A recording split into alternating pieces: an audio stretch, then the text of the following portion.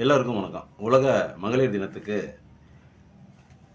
நம்ம விஜய், உங்கள் விஜய், உயிரை கொல்லும் விஜய் ஒரு மீட்டிங் அரேஞ்ச் பண்ணி மக்கள் சந்திப்பு நிகழ்ச்சி மாதிரி ஏற்பாடு பண்ணி அது உலக மகளிர் தினத்துக்கு தேர்தல் அறிக்கையை வெளியிட்டிருக்கிறாரு. இன்னும் இருக்குதான் தேர்தல், ஒரு சாம்பிள் தானா, இன்னும் நிறையா இருக்குதான். லேட்டாக அவர் சொல்கிறது பார்த்தாக்கா வேறு லெவலில் இருக்கும் போல் இருக்குது. ஃபாரின் மாதிரி ஆயிரும் போல் இருக்குது.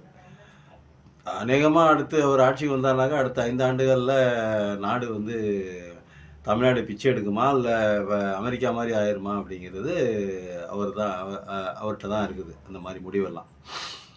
இதில் என்னென்ன பேசியிருக்காரு அப்படிங்கிறதுமே ரொம்ப எப்பயுமே எல்லா தேர்தல் அறிக்கையும் விடுற அரசியல் கட்சிகளை விட அதிகபட்சமாக சொல்லி உளறியிருக்கிறாரு. எதுக்கு இப்படி உளறானே தெரியல, ஏன் இப்படி உளறான், என்னதுக்கு இப்படி உளறான் அப்படின்னு தெரியல. இப்போ வந்து எதுக்கு பொண்டாட்டி என்ன சுற்றி வப்பாட்டி அப்படிங்கிறது ஒரு பாட்டு. அந்த பாட்டில் வர மாதிரி ஆயிடுச்சு இப்போ வந்து விஜயோட நிலைமை.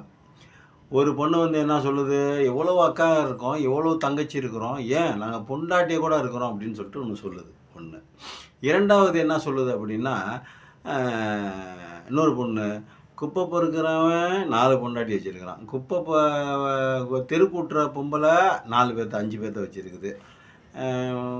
அப்புறம் இன்னும் நிறைய என்னென்னமோ சொல்லுது. அதுக்கப்புறம் என்ன சொல்லுது, எங்கள்கிட்ட காசு இல்லாதவன் 2 பொண்டாட்டி வச்சுருக்கிறான், எங்ககிட்ட காசு இப்படி தூக்குது சட்டையை, எங்ககிட்ட காசு இருக்குது, நாங்கள் எவ்வளோ வேணால் வச்சுக்குவோம், உங்களுக்கு என்ன ஓட்டு தானே, ஒன்றும் பிரச்சனை இல்லை, அந்த அம்மாவுக்கு என்ன காசு தானே. அது யார் வந்து சொல்லி கொடுத்துருக்காங்க அப்படின்னா, ஸ்டாலின் சொல்லி கொடுத்துருக்காரு அந்த அம்மாவுக்கு. ஸ்டாலின் வந்து போய் அந்த அம்மாவை சொல்லி தூண்டி விட்டு கேஸு போட சொல்லி அந்த மாதிரி சொல்லுது அந்த பொம்பளை. ஸ்டாலின் தான் பின்னாடி இருந்து சொல்லி கொடுத்துருக்குறான் அப்படிங்குது. இப்போது இதே வந்து இது ஒரு சிஎம்மை வந்து வேறு ஒரு மாநிலத்தில் இந்த மாதிரி ஒரு சிஎம்மை பேசியிருந்தா அந்த பொம்பளை நேரம் புழல் ஜெயிலில் வந்து கம்பி நீட்டு இருக்கணும். ஆனால் இது தமிழ்நாடு முதல்வராக இருக்கிறவர் ஸ்டாலின் அப்படிங்கிறதுனால அந்த பொம்பளை வெளியில் நடமாடிட்டு இருக்குது. இன்னொரு பொம்பளை வந்து முன்னாடியே சொன்னிச்சு மீட்டிங்கில், என் பொண்டாட்டி என் புருஷனை விட எனக்கு விஜய் தான் பிடிக்கும் அப்படின்னு. பாவம் அந்த பொண்ணுடைய வீட்டுக்காரர் என்ன மென்டாலிட்டியில் இருந்தார், என்ன மனநிலையில் இருக்க போகிறாருன்னு தெரியல இன்னும் சொச்ச காலத்துக்கு. இப்போது கற்புங்கிறது என்ன அப்படின்னா, உடல் ரீதியாக கெட்டு போகிறதுக்கு பேர் கற்பு இல்லை. நம்மளுடைய தமிழ் முறை என்ன சொல்லுது அப்படின்னா, மனசால் நினைச்சாவே அது வந்து மனசால் வேறொரு ஆணை நினைத்தாலே அது வந்து கற்பழிஞ்சு போகிறதாகத்தான் நம்மளுடைய தமிழ் மறைகள் சொல்லுது. இப்போ இன்றைக்கி இருக்கிற லேட்டஸ்ட் டெக்னாலஜியில் இன்றைக்கி இன்றைக்கி வளர்ந்து போகிற போக்கில் நம்ம வந்து பெண்களுக்கு முன்னுரிமை கொடுக்குறோம். கற்புங்கிறது ஒன்று தப்பாகவே பேசுகிறோம், அது ஒரு பக்கத்து இருக்கட்டும். கற்புங்கிறது ஒன்று இல்லை, அது ஆணுக்கும் இருக்கணும் பெண்ணுக்கும் இருக்கணும்னு சொல்லிட்டு பேசுகிறோம். அதை பொதுவில் வைக்க விரும்பவில்லை, ஒரு சாரருக்காக கொடுக்கறதுக்கும் விரும்பலை. 2 பேர்த்துக்குமே பொதுவில் வச்சிருக்கணும் அப்படிங்கிறது தான் நம்மளுடைய கருத்து, நம்ம பெரியாரிஸ்ட்டுங்கிறதுனால. அது ஒரு பாட்டு இருக்கட்டும். இப்போ பிரச்சனை என்ன அப்படின்னா, இந்த மாதிரி பேசக்கூடிய பெண்கள் எதுக்கு வப்பாட்டி என்ன சுற்றி பொண்டாட்டி அப்படிங்கிற, எதுக்கு பொண்டாட்டி என்ன சுற்றி வப்பாட்டி அப்படிங்கிற மாதிரியான ஒரு இது.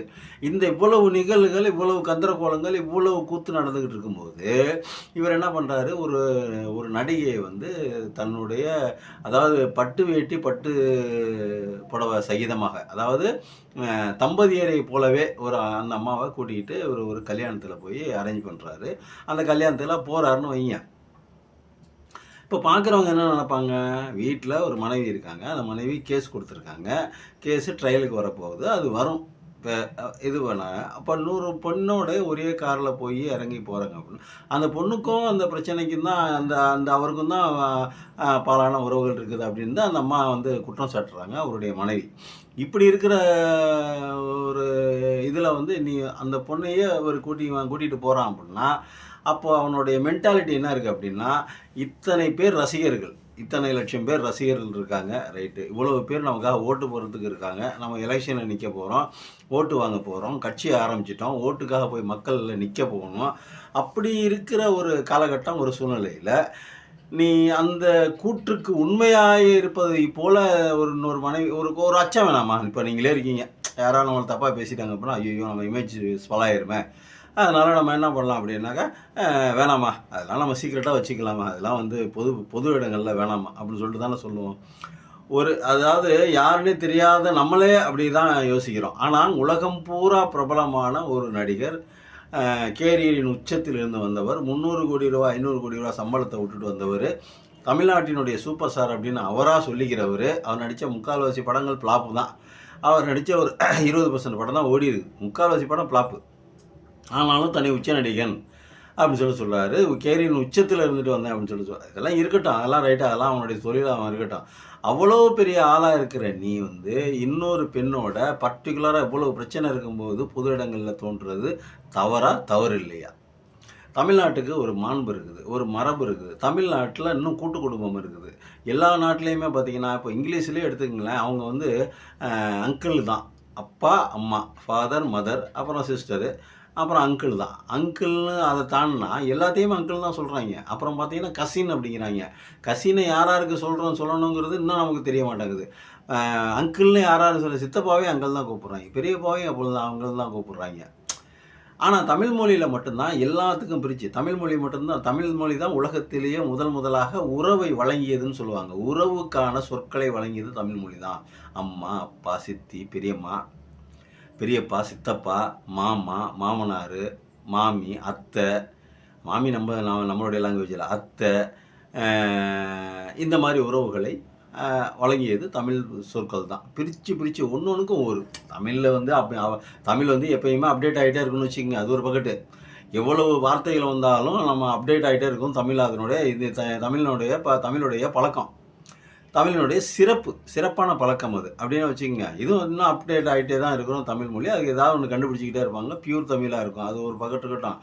இவ்வளவு நம்மளுடைய உறவு முறைகள் இருக்கும்போது ஒரு கூட்டு குடும்பமாக நம்ம வாழ்கிறோம். இன்னும் கூட்டு குடும்பங்கள் சிறப்பாக இருக்குது, நடந்துக்கிட்டு தான் இருக்குது. நிறைய கிராமங்கள்லையும் சரி, இங்கேயும் சரி, எனக்கு தெரிஞ்சே நான் ஒரு 10 வீடு 20 வீடு கூட்டு குடும்பமாக தான் இருக்குது. நம்ம வியாபாரம் பண்ண போகிற இடத்துலையும் நம்ம அதெல்லாம் பார்க்குறோம்.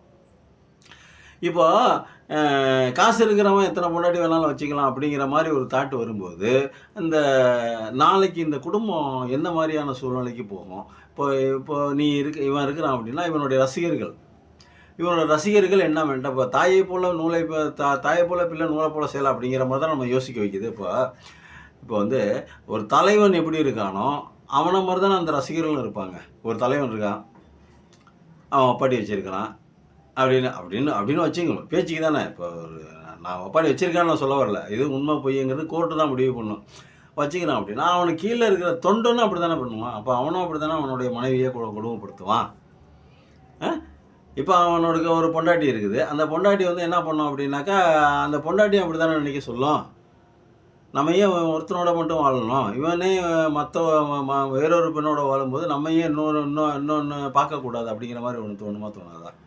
அது ஒரு பக்கெட்டு இருக்கட்டும். இன்னொரு பக்கெட்டு என்ன அப்படின்னா, ஒரு பெண், திருமணமாகாத பெண்ணு, அதுவும் அந்த பொண்ணும் ஒரு கேரியரின் உச்சத்தில் தான் இருக்கிற பொண்ணு, ஒரு கல்யாணம் பண்ணி 2 குழந்தைகள் பெற்ற ஒரு நபரைத்தான் கல்யாணம் பண்ணிக்கணுமா, விரும்பணுமா? இல்லை அவன் சிஎம் ஆகிறதுக்கு வாய்ப்பு இருக்குதா, அவனோட சேர்ந்து சிஎம் ஆகிடலாமா, நம்மளும் சிஎம் ஆகிடலாமா அப்படிங்கிற மாதிரி ஒரு கோதா வருதா? இப்போ ஒரு யோசனை வருதா நமக்கு?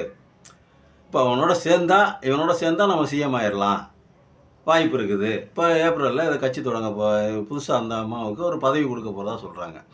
அப்போது ஒரு வேளை ஜெயலலிதா மாதிரி ஒரு மாஸ்டராக ஒரு பிளான் பண்ணி அது மாதிரி அந்த அம்மா மாதிரி வர்றதுக்கு எதுவும் பிளான் பண்ணுறாங்களா தெரியல.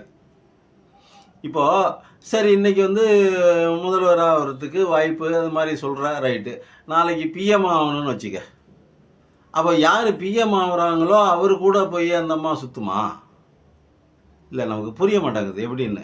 இப்போது ஒரு ஹெல்ப்பு, ஒரு ஒரு ஒரு ஒரு ஒரு இடத்துக்கு போகணும், ஒரு டார்கெட் அச்சீவ் பண்ணணும்னா அதுக்கு யாரை பிடிக்கணுமோ அவரை பிடிச்சி ஒரு தொழில் பண்ணுறதுனா நம்ம அதை பண்ணுவோம். ஒரு டார்கெட்டை நம்ம அச்சீவ் பண்ணுவோம். அவரை பிடிச்சி அவர் மூலமாக ஒரு சில காரியங்களை சாதித்து அதன் மூலமாக நம்ம பலன் அடைவோம். அது தொழிலில் எல்லாருமே பண்ணுறது தான்.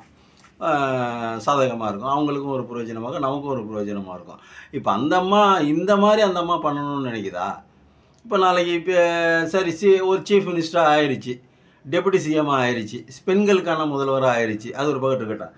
ஒரு வேளை பிஎம் ஆகணும் அப்படின்னு சொல்லிட்டு தோணுச்சுன்னா, அப்போ அதுக்கு டெல்லியில் யார் அதுக்கு ரெடியாக, அடுத்த ஆள் யார் ரெடியாக இருக்காங்க, இவரால் பிஎம் ஆக முடியும் அப்படின்னு ஒரு டார்கெட்டை ஃபிக்ஸ் பண்ணி அவர் கூட போய் பழக்கம் வச்சுக்கலாமான்னு நான் கேட்குறேன். தவறாக பேசலை, அந்த அம்மா நான் தவறாக பேசலை. அந்தவன் தவறாக பேசலை. ஒரு கேரியின் உச்சத்தில் இருக்கிறாள். என்ன இல்லை, குடும்பம் இருக்குது, அம்மா அப்பாலாம் இருக்காங்க, அந்த அம்மாவுக்கு அம்மா அப்பாலாம் இருக்காங்க, குடும்பம் இருக்குது, கேரியரின் உச்சத்தில் இருக்காங்க, வருஷத்துக்கு 10 கோடி ரூபாய்க்கு மேலே சம்பாதிக்கிறதா சொல்கிறாங்க, எல்லாமே இருக்குது. ஒரு கல்யாணமாகாத ஒரு பையனை பார்த்து கல்யாணம் பண்ணிக்கிட்டு அது பாட்டு செட்டில் ஆகி அது பாட்டு பொழப்பு நடத்த வேண்டியதானே. இன்னொரு குடும்பத்தில் ஏன் போய் தலையிடுவானே. நான் அந்த பொண்ணு மேலே குறை சொல்லலை. அதாவது நம்ம வந்து கரெக்டாக சிறைக்கிறவன், ஒரு பழமொழி சொல்லுவாங்க, உட்கார்றவன் ஒழுங்காக உட்காந்தா சிறைக்கிறவன் ஒழுங்காக சிறப்பான். உட்காந்துருக்கும்போது தலையை இப்படி ஆட்டிக்கிட்டே இருந்தீங்கன்னா சிறைக்கிறவன் கரெக்டாக சிறைக்க மாட்டான். அவனே கரெக்டாக சிறைச்சாலும் அது கத்திரிக்கோள் கரெக்டாக உழுவாது. அப்போ உட்காந்துருக்கிறவன் கரெக்டாக இருக்கணும். அப்போ இருக்கிறவன் கரெக்டாக இருக்கணும். அப்போ அவன் கரெக்டாக இல்லை. அப்போ கரெக்டாக இல்லாத பட்சத்தில் ரைட்டு, நம்ம போனோம் வந்தோம் சுற்றினோம் ரைட்டு. நீ உனக்கு குடும்பம் இருக்குது, வயதுக்கு வந்து பிள்ளைகள் இருக்காங்க. இப்போ 30 வயசாக இருந்தால் பரவாயில்லைங்க. குழந்தைங்க, சின்ன குழந்தைங்க இப்போ நிறைய வீட்டில் நடக்குது. எல்லாருமே பண்ணுறது தான். யாருமே இந்த உலகத்தில் யோகியன் இல்லை. எல்லாருமே தப்பு பண்ணிட்டு தான் வராங்க. அது வேறு விஷயம். நான் யாருமே யோகியன், தமிழ்நாடு இருக்கிறவங்க பூரா யோகியம் அப்படின்னு நம்ம சொல்ல வரல. அதே சமயம் தமிழ்நாடு இருக்கிறவங்க பூரா குற்றவாளின்னு சொல்ல வரல. அநேக வீடுகளில் நடக்குது. இது ஓப்பனாக பேசணும் அப்படின்னா, ஃப்ராங்காக பேசணும் அப்படின்னா தான். அப்போது தவறுகள் நடக்குது. அது ஒரு ஸ்டேஜ் வரை நிப்பாட்டிக்குவாங்க. ஸ்டேஜ் 50 வயசுக்கு மேலே ஒரு பெண்ணோட அடுத்த ஒரு பெண்ணோட தொடர்பு கொள்ளும்போது அது வந்து பலவிதமான பின்விளைவுகளை ஏற்படுத்தும். அது இப்போ நீ ஒரு தப்பு பண்ணுற அப்படின்னா உனக்கு மட்டும் உன்னைய மட்டும் பாதித்தா பரவாயில்ல, உன்னுடைய மனைவியை பாதிக்குது. உங்கள் 2 பேர்த்தையும் விடுங்க, ஒரு ஜென்ரேஷன் முடிஞ்சது. அடுத்த ஜென்ரேஷன் குழந்தைங்க அவங்களுடைய இதயத்தை பாதிக்கும், அவங்களுடைய உடல் நலத்தை பாதிக்கும், அவங்களுடைய மென்டாலிட்டியை பாதிக்கும், அவங்களுடைய புத்தி பாதிக்கப்படும். அப்போ அவங்களும் இந்த மாதிரி பண்ணலாமோ அப்படிங்கிற ஒரு யோசனை வரும். நாளைக்கு அந்த பிள்ளை என்ன சொல்லுவாங்க அப்படின்னா, அவன் பிள்ளை தானே நீ இப்படி தான் இருப்ப அப்படிங்கிற மாதிரி தான் சொல்லுவாங்க. அது ஆம்பளை பிள்ளையாக இருந்தாலும் சரி, பொம்பளை பிள்ளையாக இருந்தாலும் சரி. நல்லா அப்பனுக்கு ஆத்தாளுக்கு பிறந்திருக்கணும். நல்ல அப்பனுக்கு ஆத்தாளுக்கு பிறக்காதவங்க நீயும் கேடுகட்டத்தனமாக காவாளித்தனமாக தான் தெரிவ அப்படிங்கிற மாதிரி தான் இந்த உலகம் பேசும். அப்போது யார் பண்ணுற இது? அப்போ நீங்கள் குழந்தைங்களை கூப்பிட்டு உட்கார வச்சு, இங்கப்பா இந்த மாதிரிலாம் இருக்கணும், தப்பு பண்ணக்கூடாது, இந்த மாதிரிலாம் நல்லா படிக்கணும், ஒரு நல்ல இடத்துக்கு போகணும், நல்ல படத்தை டைரக்ட் பண்ணணும், நீ ஒரு நல்ல பெரிய ஆர்டிஸ்ட்டாக வரணும், பெரிய டைரக்டராக வரணும், இல்லை பெரிய நடிகனாக வரணும் அப்படின்னு சொல்லிட்டு புத்திமதி சொல்லணும். இந்த மாதிரி பழகணும், இந்த பெரியவங்கள்ட்ட இப்படி பழகணும், இப்படிலாம் நம்மளாம் சொல்லிக் கொடுக்குறோம்ல. அதே மாதிரி நீ சொல்லிக் கொடுக்கணும்ல. அதை விட்டுட்டு இந்த பிள்ளைங்களை கண்டுக்கவே மாட்டேன். குழந்தைய வந்து பெண் குழந்தை, அது ஒரு பெண் குழந்தை மேலே ஆசை இல்லாத ஒரு அப்பன் இந்த உலகத்தில் யாராக இருக்காங்களா? பெண் குழந்தை மேலே ஆசை இல்லாத, பாசம் இல்லாத ஒரு அப்பன் இந்த உலகத்தில் பார்த்துருக்கீங்களா? நான் இப்போ தான் முத பார்க்குறேன். ஆம்பளை பிள்ளை மேலே பெண் பாசம் வைக்க மாட்டான். ஆனால் எதிர்தரப்பு காதல், எதிர்தரப்பு ஈர்ப்பு விஷயங்கிறதுனால பொம்பளை பிள்ளைக்கெல்லாம் பூரா அப்பாவுக்கு பிடிக்கும், ஆம்பளை பிள்ளைங்களை பூரா அம்மாவுக்கு பிடிக்கும். இதுதான் உலக வழக்கம். அப்போ ஒரு குழந்தையை ஹாஸ்டலில் தங்க வைக்கிற அளவுக்கு நீ கொடூரக்காரனாக இருந்தால் உன்ட்ட பணம் இல்லாத ரைட்டு. நீ எல்லாருமே என்ன பண்ணுறாங்க, பணம் இல்லாதவங்க கூட நம்ம குழந்தைங்களுக்கு கஷ்டப்பட்டு செய்கிறோம்.